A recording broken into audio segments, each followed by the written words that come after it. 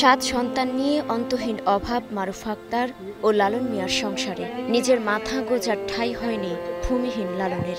অন্যের ভাঙা টিনের ঝুপড়িতে তাই বসবাস। বৃষ্টি হলেই পানি ঢুকে ঘরে, ভিজে যায় বিছানা। জীবনের এ কঠিন বাস্তবতায় নিজের সন্তানকেই বিক্রি করতে বাধ্য হয়েছেন হতদরিদ্র এ দম্পতি। বাচ্চাটা অভাবের কারণে দিয়ে দিছে, যেহেতু তারা চলতে পারে না, বাচ্চা 7টা। অভাবে পড়ে একটি নয়, পরপর 2টি সন্তানকে বিক্রি করে দিয়েছেন তারা। হৃদয় বিদারক ঘটনায় হতবাক স্থানীয়রা। 1.5 বছর আগে জন্মের পরপরই মাত্র 45,000 টাকায় বিক্রি করেন তাদের এক সন্তানকে। এরপর গত সেপ্টেম্বরে আবারও পুত্র সন্তানের জন্ম দেন মারুফা। জন্মের কিছুদিন পর অসুস্থ হয়ে যায় বাচ্চাটি, কিন্তু নবজাতকের চিকিৎসার খরচ জোগাতে না পেরে হতাশ হয়ে পড়ে মারুফা লালন মিয়া। জন্মের 4 দিন পর তাকেও 50,000 টাকার বিনিময়ে বিক্রি করে দেন। এর মধ্যে স্যার আমার একটা বাবু ছিল, ছেলে বাবু। এই বাবুলা স্যার বাবুলা ঠান্ডা নিউমোনিয়া জ্বর ধরে বাবুলা মরার হতো, বাবুলা মা মরার হতো। মানে আমার ফাতলা বুঝতে তো আমি কোনো কাজে যাইতে পারি না। আমার বড় আমি কোনো করতে পারতে পারি না, বউ আমি করতে পারতে পারি না। আমার স্যার আবু তো আমার বউ মরে। এবার আমি হই বালাকে বাড়ি দিকা আল্লাহ আছে, বালাকে বাড়ি দিকা আমার হতে দেয়া দো। 12 বছরের দাম্পত্য জীবনে 7 সন্তানের জন্ম হয়।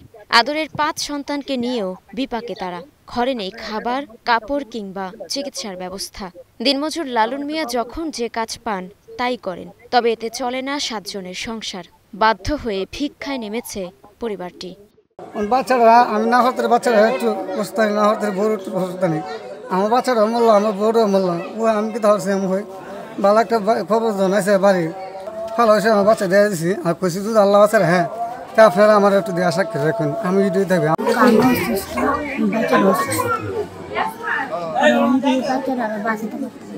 চাঞ্চল্যকর এই ঘটনায় প্রতিবেশীদের মিশ্র প্রতিক্রিয়া থাকলেও অসহায় এই দম্পতিকে সহযোগিতা করতে এগিয়ে আসছেন অনেকেই। সবশেষ মানবিক এ ঘটনায় এগিয়ে এসেছেন উপজেলা প্রশাসনও। মারুফ আক্তার লালন মিয়া দম্পতির হাতে শুকনো খাবার ও নগদ অর্থ সহায়তা দেন। পাশাপাশি আশ্রয় প্রকল্পের আওতায় একটি ঘর ও জীবিকার জন্য লালন মিয়াকে একটি অটোরিকশা দেওয়ার ঘোষণা দেন উপজেলা নির্বাহী কর্মকর্তা শাহিনা নাসরিন। শুনলাম যে ওদের ঘর বাড়ি নেয়, সেজন্য আসছি যে ওই ঘরটাও ওদেরকে দিব। আর হচ্ছে কিছু সরকারের পক্ষ থেকে কিছু শুকনো খাবার আছে। আমরা কিন্তু চেষ্টা করব যেন তারা স্বাবলম্বী হয়, এতটুকুই স্বাবলম্বী হয়। এবং যে বাচ্চাগুলা যে এখনো 5টা বাচ্চা আছে আমরা জানলাম, এই 5টা বাচ্চা যেন সে ভালোভাবে মানুষ করতে পারে। স্থানীয়দের দাবি, প্রশাসন ও সমাজের বিত্তবানদের সহায়তা থাকলে নিজের নারী ছেঁড়া সন্তানকে টাকার জন্য দিতেন না অন্যের হাতে। তাই এ ধরনের ঘটনা এড়াতে সবার সচেতনতার দাবি এলাকাবাসীর। Desk report, star news.